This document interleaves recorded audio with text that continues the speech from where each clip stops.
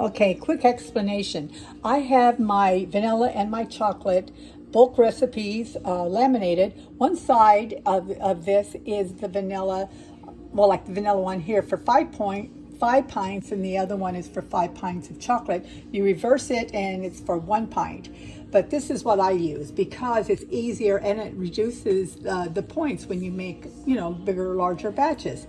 So this is what I use. I use this, my great big Ninja blender, and it mixes up 5 pints, which is 10 cups. It says 8, but boy, do I fill it all the way to the top.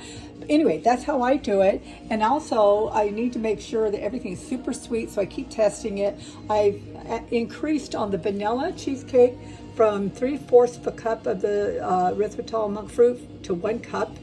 And then on the chocolate, I've increased it from 6 tablespoons to 1 cup, which is actually 8 tablespoons.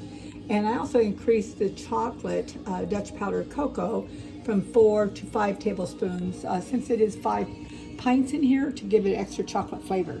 And it seems to be doing better. It's all about experimenting like you guys know.